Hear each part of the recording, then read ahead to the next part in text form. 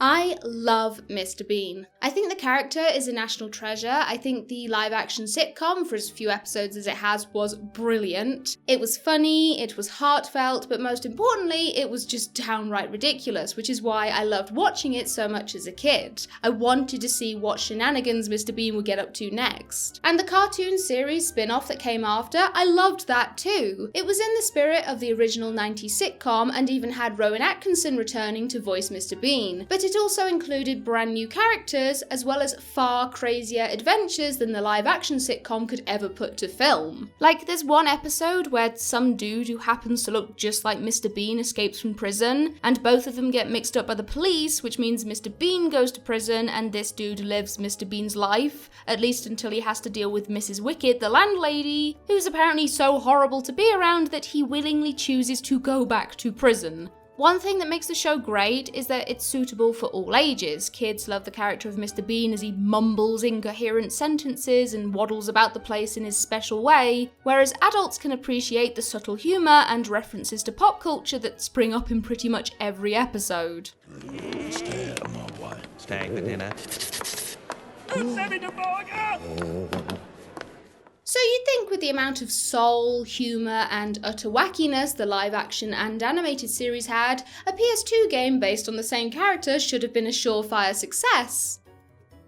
Also, big thank you to Kayatem for letting me know of this game's existence, but at the same time, how could you? How could you be so irresponsible? This has got to be one of the worst games I'm going to play this year, and I know we're only a month into 2020, but I think I'm going to struggle to find anything as bad as this unless I'm absolutely determined to do so. Oh god, that noise! This game was so awful that not only were Stasi and I unable to finish the last level due to falling between two boxes and becoming trapped. Oh, being stuck. I can't get out. Why would they even do Why that? is that a thing? Are you serious? But we were so dreadfully bored with the whole ordeal, we couldn't even be bothered to restart it in order to see the ending. And that was a wise decision because there's hardly an ending to speak of. I normally try not to mention endings in case somebody wants to play the game themselves and they don't want it to be spoiled, and even if I do mention them, I don't normally do so this early on.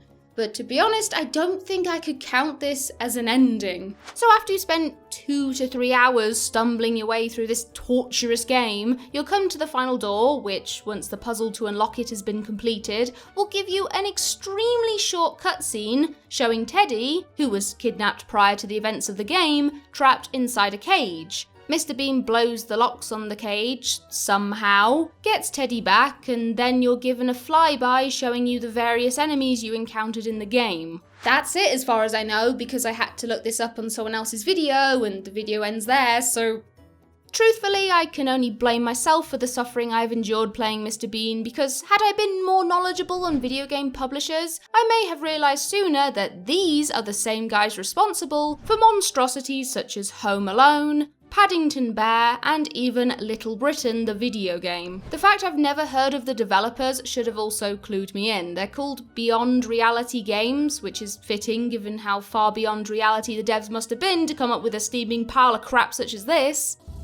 His hands just went in it. Ah. My hands! Let go of my hands!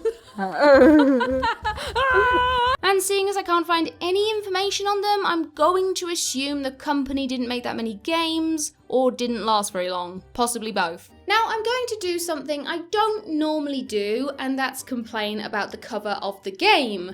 Because if this was a YouTube thumbnail, this would be criticised for being pure, unadulterated clickbait. At no point in the game do you see the live-action version of Mr. Bean, neither do you drive Mr. Bean's car, pilot a hot air balloon, or even see Teddy Bigglesworth here flying around in his airplane. And if you think that's the worst of it, wait until you read the back of the cover. I can pretty much sum up everything wrong with this game in the blurb alone, and a lot of the information on here is complete bullshit to top it off. Most outrageous adventure yet. Well, I suppose if by outrageous you mean absolute bollocks, then sure, yeah. Teddy's been kidnapped by a mysterious villain, and Mr. Bean needs your help to find the ransom. 750 cat biscuits. Now, if you didn't read the back of the cover, you would have no idea that this was the ultimate goal of the game. I thought at first we were hunting down jigsaw pieces, and that's true for the most part, given they're a collectible and the first thing you see when starting a new game is this clip from the animated series.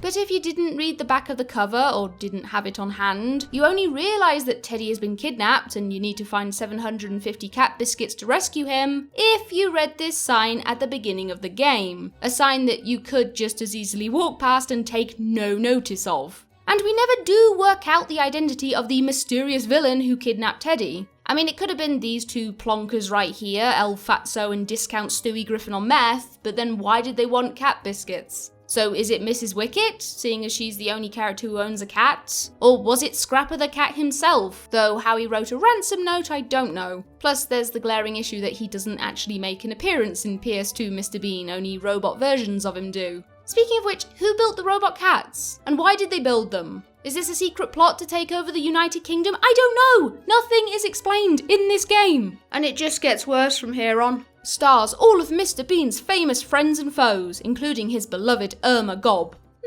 Not really. She appeared in the main menu screen and I think one jigsaw puzzle. Does that really count as featuring a character? 12 fun-packed levels. Actually, there are only... Oh wait, I need to do this properly. Actually, there are only 9 areas that would count as levels. The rest are hubs. Exciting 3D locations. Wrong. There is nothing in this game that could have the adjective exciting attached to it. For starters, the graphics are...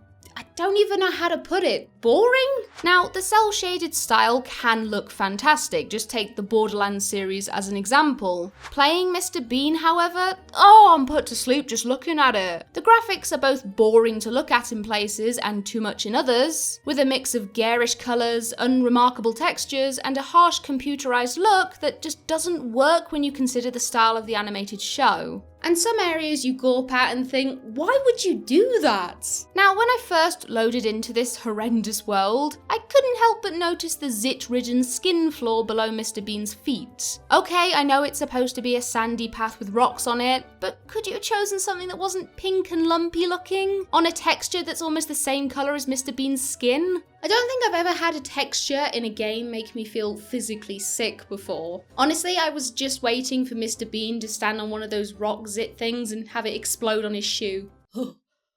Dodging the ready-to-burst pebble pimples brings you to the first hub. There are 3 in total, the gardens, the sewers, and the factory, and these hubs each contain 3 levels. And straight away, this is where the game falls flat on its arse. Now, good level design flow makes for an incredibly enjoyable game. You can have as many levels as you want, follow the same theme, but there needs to be some form of differentiation, otherwise players are just going to feel like they're retracing the same steps through the exact same level. Take Crash Bandicoot for an example.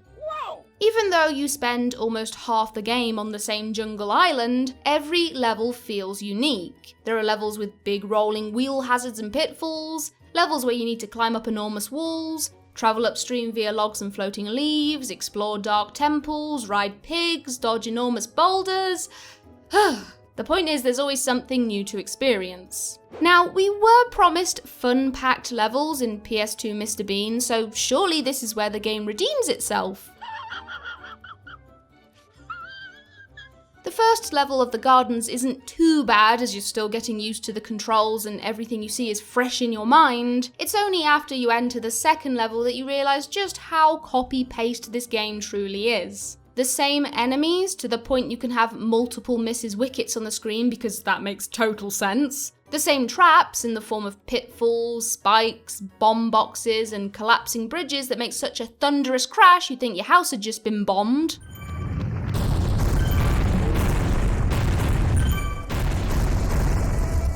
And the same wooden fences, lawns and trees that fill up these uninspired levels. Moving on to the sewers doesn't really improve things. Yes, there are new enemies, but when you realise they act in the exact same way as those in the gardens, the enthusiasm you may have once had for playing this game goes flying out the window. And once again, it's the same traps you encounter, only this time splashed with purple and orange bricks, blue floors, and burgundy piping. The factory levels are hardly worth talking about, seeing as they're more or less a reskin of the sewers. Though there is metal panelling on the walls instead of bricks this time. Ooh, la-di-da! Not helping the monotony is that these levels feel like they go on forever. You'll easily spend 15 minutes dragging your feet through each one and struggling to keep your eyes open due to sheer boredom, only occasionally brought back to life by Mr. Bean ironically committing suicide due to the awful controls. Oh, yeah. Oh, you dickhead. Look at his feet. Take me, Satan. Or by experiencing one of the oh-so-random and oh-so-hilarious glitches that often occur.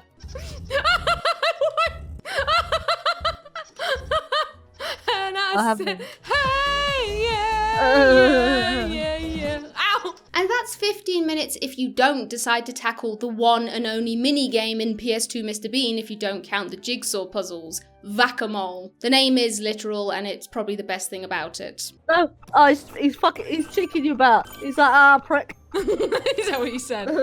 Yeah. Oh yeah, I forgot to mention, enemies are invincible in this game because kids love nothing more than not being able to kill a pesky bad guy blocking their path. The worst of it all is that you can pick up power-ups that are supposed to be useful against enemies, but all you can do with them is stun enemies for a short while, so once again, what is the point? And then there are the controls. Holy crap, the controls! Not only is the platforming completely uninspired, but it's made incredibly difficult to navigate due to Mr. Bean's knack for either refusing to jump at all, or launching himself miles over the platform you were trying to aim for. What? Game over. No! Half the time it isn't even worth attempting the platforming, given a lot of hazards can simply be walked around because nobody apparently playtested this game. And in some cases you can even just tackle the hazard head on and not worry about the damage it's inflicting. You know the other week when I berated SpongeBob SquarePants Battle for Bikini Bottom for having too many health pickups? You know when I also said that I'd never seen so many health pickups in a game before? Practically everything you pick up in PS2 Mr. Bean, bar power-ups, is health. Apples, little medikits, hell there's even other versions of Teddy that can fill Mr. Bean's health bar back to full, which makes me wonder why we have to save this specific Teddy at the end of the game when we have the choice of about 1 billion Teddys just lying about the place. To top it off, the damage you do take is so minimal that more often than not it's easier to rush headlong into danger and absorb the damage, than try to outmaneuver said danger with incredibly awkward and cumbersome controls. Well, that worked. That worked better than me having to go round it.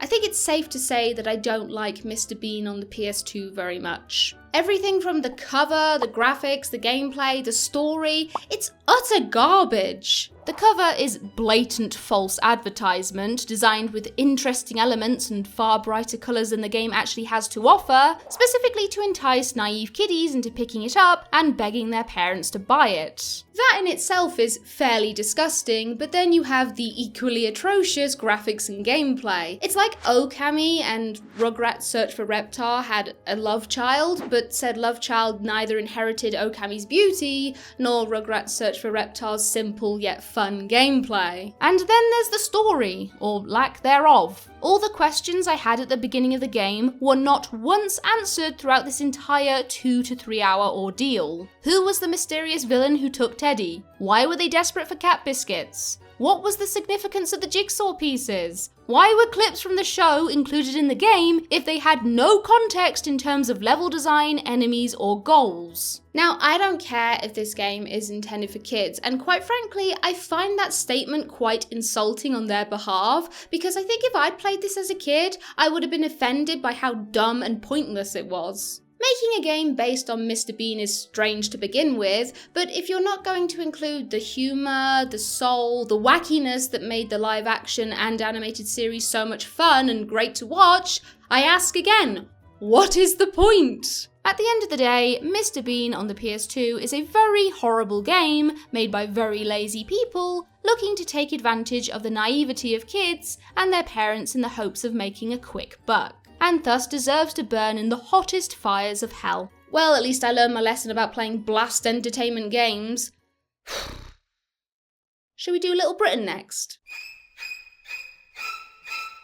Shout out to top supporters Claxon, Thomas Hinton, Ray Zack, Mr. Zugador, Ross Ward, Poplio the Destroyer, Morendor, Trevor, James Townsend, Artemis the Falcon, Hayley Thomas, and Ross Hextall. Thank you so much, guys, for the continued support. It really does mean so much to me. I had an itchy nose, I'm sorry. If it's $10, even if it's just $1, if you're a supporter on YouTube with the channel membership thing, I don't remember what it's called. Yeah, every single little bit really, really helps. And to be honest, recently, I felt like I wasn't doing enough for you guys to thank you for that support. So I've come up with an idea that I haven't implemented yet, but I'm planning to, which I hope you'll like.